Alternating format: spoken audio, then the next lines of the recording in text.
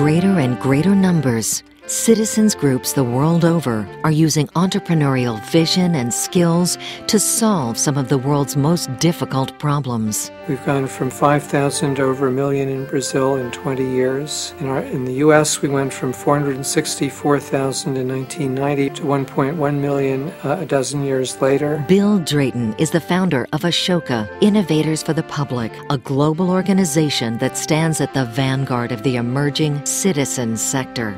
In this program, he describes the sector's rapid rise and its profound implications for everyone. The companies that get this are going to have a huge competitive advantage. Those that fall behind are just going to be blindsided. He shows how business people, social activists, teachers, and students can become part of this powerful new movement for social good.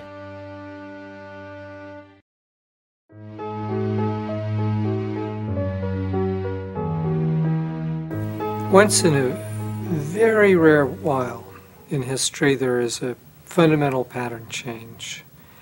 We're in the middle of one of those changes right now, and that's what Ashoka is here to serve. To understand it, one has to go back in history a little.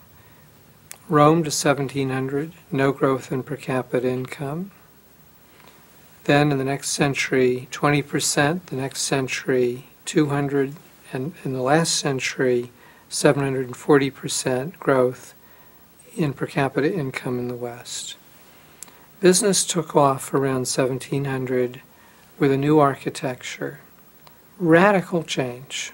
Anyone could start a new idea. They would gain market share if they succeeded, respect, money. Other people would copy them. A positive dynamic got underway. Business became entrepreneurial and competitive. That set in motion a compounding process of productivity growth. This didn't happen in the social sector. The money came through taxes, paid for the canals, schools, welfare system. Too easy, no pressure for change. Moreover, the money came through government, a series of monopolies, and no monopoly in any sector can tolerate competition because they lose. We didn't make the same transformation that the business half of society did. Business compounded productivity, we remained static, we fell behind. We are now at the midpoint of an incredibly quick catch-up transformation of the citizen half. The last 2.5 decades, all across the world pretty much, the sector has flipped to the same entrepreneurial competitive architecture that business has. As a result, we've been gaining productivity very fast.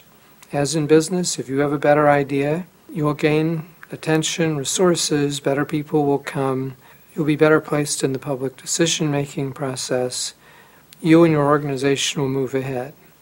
Others will then copy. You better keep inventing. Same dynamic as business. And because it's a catch-up, we didn't have to invent everything, so we've been catching up very fast.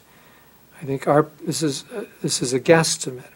Our productivity growth is probably 2.5, 3 times that of business for the last 2 decades. So we are, in other words, cutting the productivity gap in half every 10 to 12 years. When you do that, of course, resources flow into the sector. And that's what we've seen. The number of citizen groups has multiplied. We've gone from 5,000 to over 1 million in Brazil in 20 years. In the U.S., we went from 464,000 in 1990, recognized by the Internal Revenue Service, to 1.1 million a dozen years later. Slovakia went from 10 or 12 to 10,000 in 9 years once the wall came down. Employment rates growing at 2-3 times as fast in the countries where you can measure that.